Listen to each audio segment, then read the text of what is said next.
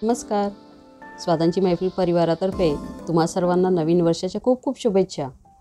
खानदेशात थंडी सुरू झाली की शेतांमध्ये भरीत पार्टीचे आयोजन केले जाते. हे भरीत ठेचा, कळण्याची पुरी किंवा कळण्याच्या भाकरीसोबत खाल्ले जाते. तुमच्या माहितीसाठी कळण्याची भाकरी व पुरी, ठेचा या सर्व रेसिपींच्या व्हिडिओची लिंक वर देत आहे. या जळगावकर भगिनीच्या परिवाराने वांग्याच्या भरताची ही ऑथेंटिक रेसिपी आपल्या सर्वांसाठी शेअर केली आहे. डाएट कॉन्शियस लोकांसाठी आपण कळण्याच्या दशमीची रेसिपी इथे आज बघणार आहोत. हे भरीत खास करून बामनूच्या अशा लाईट हिरवट रंगांच्या वांग्यांपासून बनवले जाते.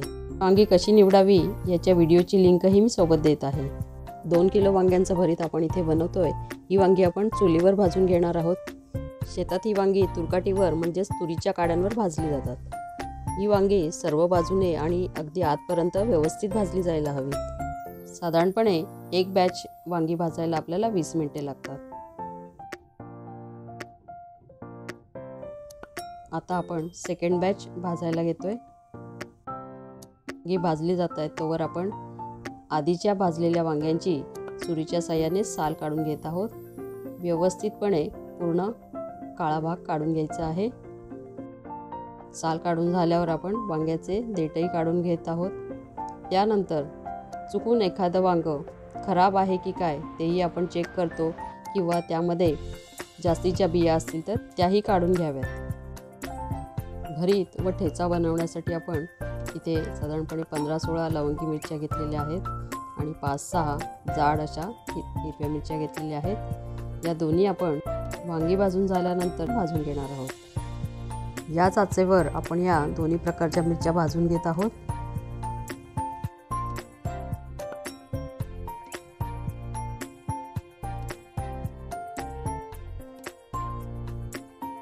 आता आपली सर्व वांगी भाजून आणि त्यांची साल काढून झालेली आहे. या अशा लाकडी बडगीमध्ये आपण ही ठेचून घेणार आहोत किंवा स्मॅशरचा वापर करूनही आपण हा गर व्यवस्थित ठेचून घेऊ शकतो. वांग्यांचा हा गर आता ठेचून झालेला आहे. भरतात घालण्यासाठी आपण एक मोठी कांद्याच्या पातीची जुडी सोबत 8 लसूण पाकळ्या व लसणाची पातही वापरणार आहोत. लसणीची पात व कांद्याची पात आपण बारीक चिरून घेतलेली आहे. आता आपण भरतामध्ये घालण्यासाठी लसूण व मिरचीचा ठेचा बनवून घेत आहोत.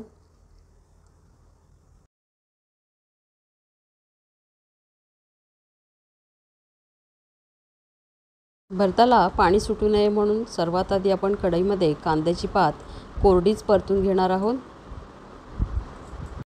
इकडे आपण भरतामध्ये घालण्यासाठी या जाड मिरच्या मधनं कापून घेतलेल्या आहेत. कांद्याची पात चांगली परतून झाल्यानंतर ती 2 ते 3 मिनिटांसाठी त्यावर झाकण ठेवून आपण ती वाफवून घेणार आहोत, म्हणजे ती व्यवस्थित शिजेल. आता यामध्ये आपण पाऊण कप तेल घालून घेत आहोत. शेंगदाण्यांशिवाय भरीत पूर्णच होऊ शकत नाही. इथे आपण तेलामध्ये अर्धा कप शेंगदाणे घालून घेत आहोत. तुम्हाला आवडत असेल तर यामध्ये तुम्ही सुक्या खोबऱ्याची कापेही घालू शकता. आता यामध्ये आपण ठेचा घालून घेत आहोत, म्हणजे तो व्यवस्थित तळला जाईल. त्यासोबत आपण बारीक चिरलेली कोथिंबीरही घालून घेत आहोत, म्हणजे त्याचा मस्त स्वाद या भरताला येईल. फोडणीतलं सर्व साहित्य व्यवस्थित तळलं गेलेलं आहे. आता यामध्ये आपण वांग्यांचा गर घालून घेत आहोत. आता हे मिक्स करून घेऊया आणि यामध्ये चवीपुरते मीठ घालून पुन्हा ते व्यवस्थित मिक्स करून त्यावर झाकण ठेवून 7 ते 8 मिनटं हे भरीत आपण वाफवून घेऊया.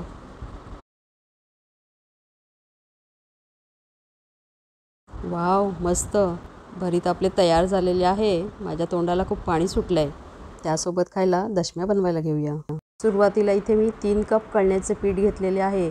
त्यामध्ये थोडेसे मीठ घालून कोमट पाण्याने हे पीठ आपण भिजवून घेत आहोत. हे पीठ 10 मिनिटांसाठी रेस्ट होऊ द्यायचे आहे. आता मध्यम आकाराचे गोळे बनवून पीठ लावून आपण याच्या दशम्या लाटायला घेत आहोत. पोळीपेक्षा जाडसर अशा या दशम्या लाटून घ्यायच्या आहेत. कळण्याच्या पिठाला पुरेसा वाक नाही असं वाटत असेल तर यामध्ये आपण थोडंसं गव्हाचं पीठही मिक्स करू शकतो. आता ही दशमी आपण तव्यावर मस्त खरपूस भाजून घेणार आहोत. दोन्ही बाजूंनी व्यवस्थित खरपूस भाजून झाल्यानंतर या दशमीला आपण तेल लावून घेत आहोत. अशाच पद्धतीने सर्व दशम्या बनवून झाल्यानंतर आपण भरीत दशमीचं हे चविष्ट जेवण सर्व करून घेणार आहोत. कशी वाटली आजची खानदेशी भरताची रेसिपी आणि सोबत चविष्ट अशी कळण्याची दशमी. नक्की बनवून पहा आणि तुमच्या प्रतिक्रिया आम्हाला कळवा. व्हिडिओ आवडला असेल तर लाईक आणि शेअर जरूर करा. स्वादांची मैफिल चॅनलला तुम्ही अजूनही सबस्क्राईब केलेलं नसेल तर आता लगेचच करा व बाजूला असलेल्या बेल आयकॉनवरही क्लिक करा, म्हणजे तुम्हाला आमच्या अशाच नवनवीन चविष्ट रेसिपीजचे व्हिडिओज पाहायला मिळतील. चला भेटूया लवकरच. बाय.